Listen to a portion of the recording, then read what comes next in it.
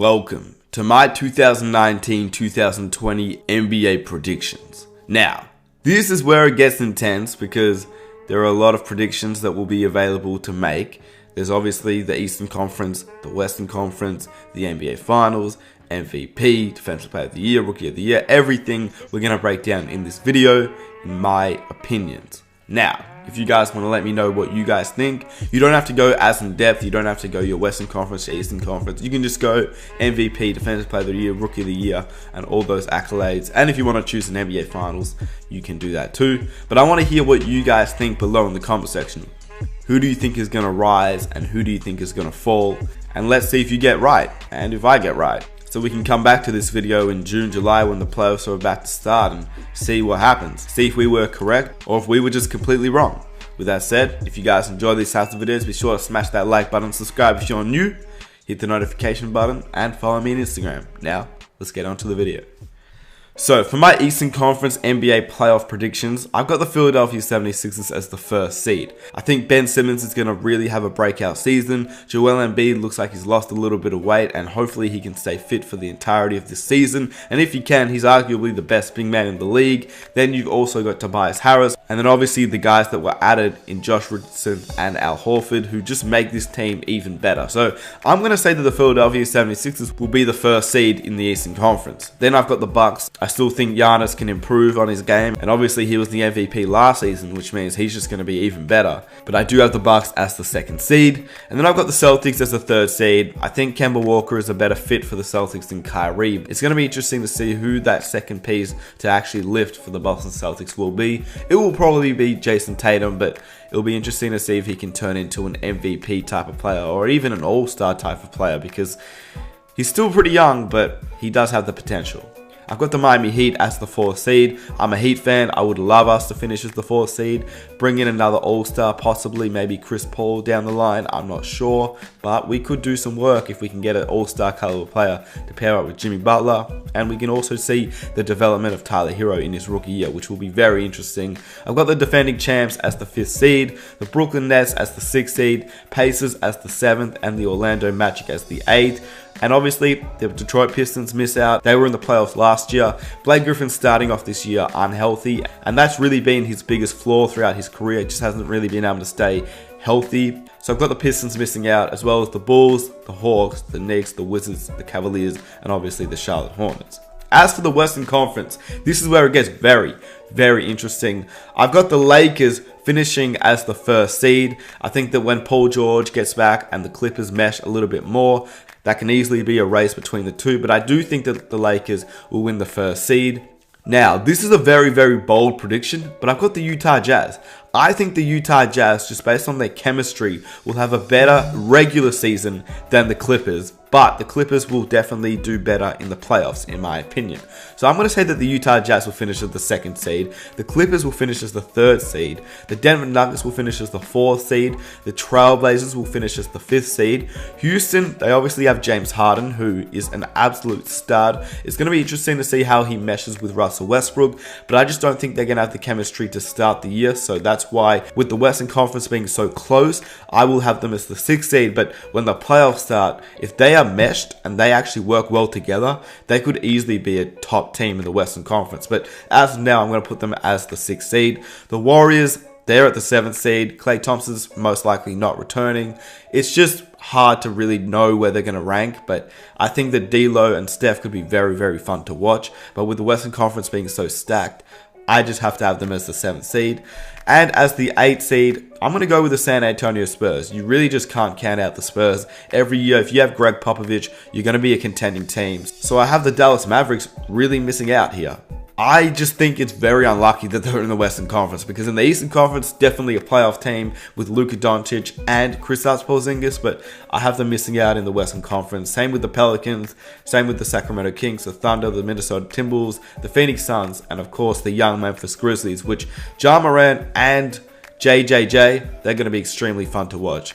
Jaren Jackson Jr. looks like he'll be a stud. And Ja Morant's handles, whew, that man can ball. He can handle the rock. So those are my Eastern and Western Conference Finals predictions. Now, the 2019-2020 NBA MVP. There are so many candidates that can win this award, and there's obviously a few that really depends, I believe, on how they rank in terms of their standings, because you really only win an MVP as a top 3 seed. It's an unwritten rule in the league. Obviously, there are the occasional players that do win it outside of the top 3 seed, but typically it's somebody that was a top 3 seed, which really only leaves a few players, because when you look back at my Eastern and Western Conference predictions, I had the Philadelphia 76ers, the Bucks, and the Boston Celtics.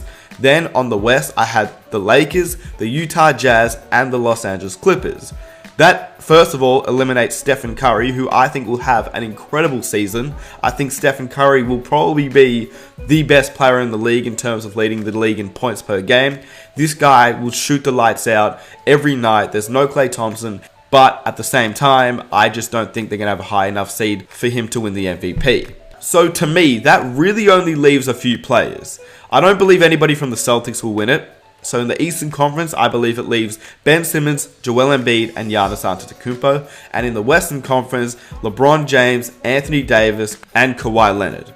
James Harden is obviously another MVP candidate. If he averages another 37 points, he may be a guy that people just look at and say, okay, you don't need to be a top 3 seed to win MVP. We're just going to give it to you, because at this point, James Harden is doing things I haven't even ever seen before. This guy is scoring buckets, and he really deserves to win the MVP. He could have won it last year, but I'm going to say that if they're going to base it off winning as a top 3 seed, then it's hard to put James Harden in there, because I just don't think the Rockets will be a top 3 seed. So honestly, if I'm deciding who I want to win the MVP, I would love if LeBron James at year 17 could go out there and win the MVP, but I just don't know how they're going to play him in terms of load management. I believe that he's probably going to be on a similar length with Kawhi Leonard. I do believe they're both going to have rest management throughout this season, and especially LeBron, because he is obviously in year 17 and he's really only looking to win championships at this point. I think the MVP days are behind him, but that kind of leaves Anthony Davis and the room for Anthony Davis wide open.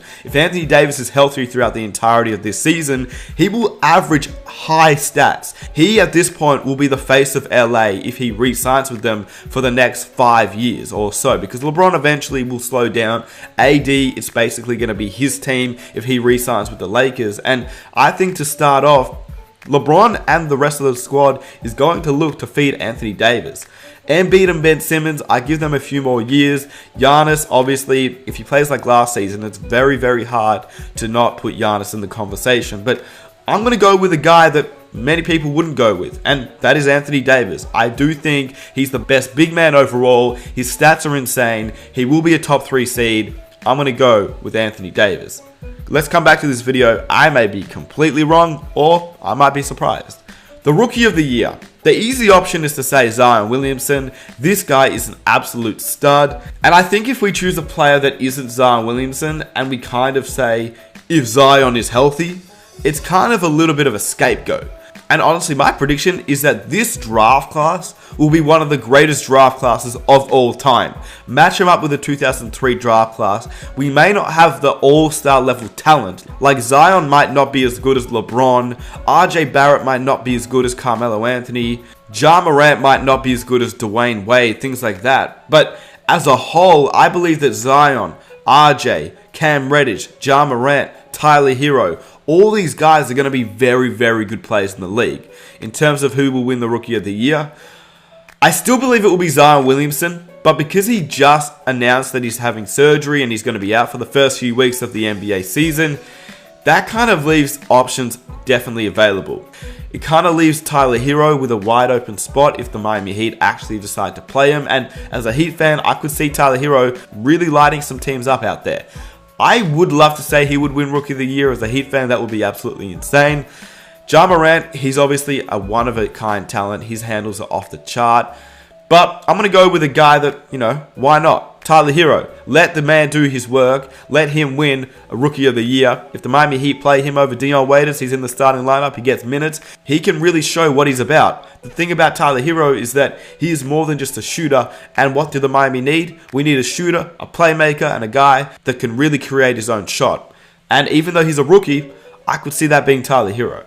Defensive Player of the Year, I'm going with Giannis. I believe he was very close to winning it last season. I believe he's really going to focus more this season on his defense. I think that Giannis will win the Defensive Player of the Year. Sixth Man of the Year, I actually do believe there'll be a guy that will come up that we haven't really thought of as a sixth man yet. And I do believe it will be somebody that will help make a team even better than they originally were thought of, if that makes sense. But I don't know who it's going to be. I'm going to go with Marcus Smart. I believe that Marcus Smart will actually have a very good season this season for the Boston Celtics. He's playing obviously behind Kemba Walker as the point guard for the Boston Celtics. And why not? It's a bit of a bold prediction. It's easy to say Lou Williams or Eric Gordon because these guys have proven it in the past. Marcus Smart is somebody that hasn't proven it, but I'm just going to say that he may be the guy for the Sixth Man of the Year this season. And the most improved player, I may seem biased, but I'm going with Bam Adebayo. I think that he's the starting center for the Miami Heat. He's great on defense. He's definitely improved on the offensive side. I just think that because he didn't really play a whole lot last season, he definitely has the opportunity this year to be a most improved player. So I'm going to say Bam Adebayo. But obviously there are all sorts of other guys. Lonzo Ball will be interesting to see how he plays. Gordon Hayward, can he return to his all-star caliber form? Pascal Siakam, he's the star player for the Toronto Raptors. So there are heaps of guys. In fact, Terry Rozier, the main guy on the Charlotte Hornets now. But I'm going to go with Bam Adebayo. Now, in terms of who will win the NBA Finals, it's very hard to predict this at the start of the season, but bring it back to the old days. Lakers vs 76ers, we know about the rivalry. Obviously, as the season progresses, we're going to know more and more. But in the Eastern Conference, you've got the Bucks and the 76ers. I, at this stage, am taking the 76ers over the Bucks. I think they have a much better roster overall. But Giannis, out of every player, is the better player if you're comparing the 76ers and the Bucks. But I think Ben Simmons will improve on his defensive game, and he will be able to improve as a whole on his offensive game too, which will lead the 76ers to the NBA Finals. And then obviously, if you're looking at the Western Conference, it is so hard to predict. But LeBron and Davis, that's such a good duo. At this stage, it could definitely be the Clippers making it to the NBA Finals. But I'm going to go with the Lakers. I've got to see LeBron one more time in the NBA Finals. But hey, it's a prediction. We'll see what happens. With that said, let me know what your predictions are below in the comment section. If you're new around here, be sure to hit that like button. Subscribe if you are new for more NBA content. The season has started, baby. So we're going to be uploading a lot more NBA content. And with that said, if you enjoy the video, leave a like, subscribe if you're new, and I'll catch you in my next one. I am out. Peace.